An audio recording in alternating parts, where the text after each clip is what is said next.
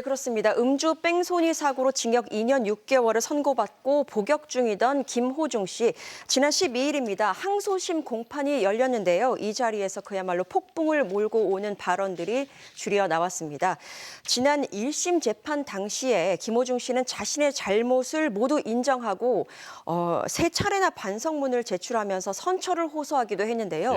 2심에서는 조금 달라졌습니다. 일부 혐의를 부인하는 모습을 보였습니다. 네, 근데 당시에 공개된 현장 CCTV 같은 걸 보면 명확하게 증거가 남아 있었는데 뭔가 부인을 할 게 있었습니까? 네, 그렇습니다. 일단 하나씩 짚어보도록 하겠습니다. 네. 먼저 김호중 씨에게 적용된 첫 번째 혐의는요. 바로 위험운전 치상입니다. 위험운전 치상인데 음주로 인해서 정상적인 운전이 힘든 상태에서 사람을 다치게 했을 때 적용되는 혐의입니다. 사건 당일 CCTV 영상도 준비되어 있는데요. 함께 보시겠습니다. 반대편 차량에서 저렇게 SUV 차량이 오죠. 그리고 정차되어 있는 택시를 들이받습니다. 바로 이 차가 김호중 씨의 SUV 차량입니다. 네. 그리고 그 다음 영상도 준비되어 있는데요. 함께 보시면요. 네.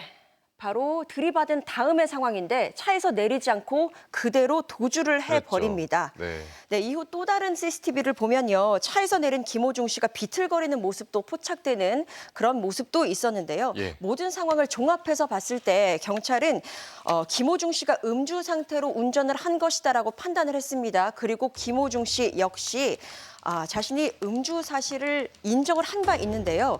하지만 여기서 주장하는 바가 좀 달라졌습니다. 항소심에서는 정상적인 운전을 하기 어려울 정도로 만취 상태는 아니었다라는 주장을 합니다.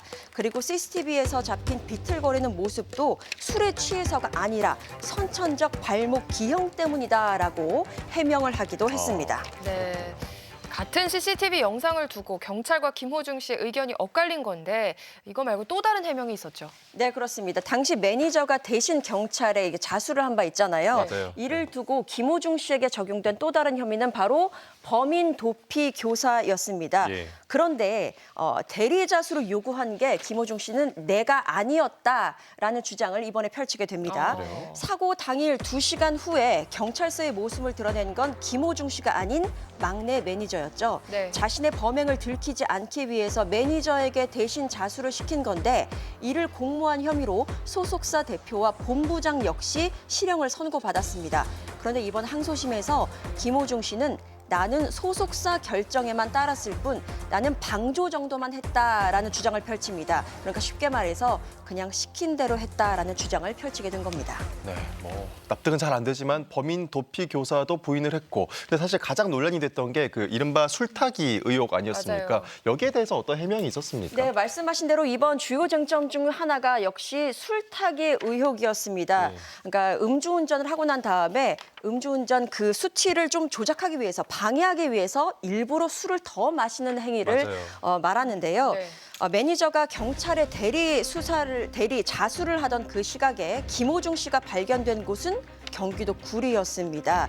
그 인근 편의점에서 캔맥주를 사는 모습이 CCTV에 공개가 되면서 경찰의 음주 측정을 피하기 위해서 술을 추가로 마셨다는 의혹이 제기됐는데요. 이번 재판에서 무엇보다 강력하게 부인한 건 바로 이 술타기 의혹이었습니다. 이미 매니저의 허위 자수 계획을 알고 있었기 때문에 음주 측정을 방해하기 위해 술을 더 마실 이유는 없었다라는 주장이었고요. 급기야 술타기였다면 캔맥주가 아니라 독한 양주를 마셨을 것이다라는 발언으로 공분을 사기도 했습니다. 1심 재판에서는 사실 모든 걸 인정하고 반성하는 태도를 보였거든요. 근데 불과 몇 개월 만에 이렇게 입장을 바꾼 이유가 뭐라고 생각하세요? 네, 측근들에 따르면 1심 선고 후에 김호중 씨가 굉장히 당황을 했다라는 이야기가 들려옵니다. 왜냐하면 집행유예 정도를 예상을 했었는데 실형이 나왔고요. 꽤나 높은 형량이 선고가 됐었죠. 그래서 1심과는 조금 다른 자세로 2심에 임한 것이 아니냐라는 분석인데요. 그러니까 연예인으로서의 이미지 실추에 대한 걱정보다는 일단 형량을 낮추자라는 것에 좀 더 집중한 모습이다라는 분석입니다. 다음 공판이 3월 19일입니다. 이러한 전략이 득이 될지 독이 될지는 조금 더 지켜봐야겠습니다.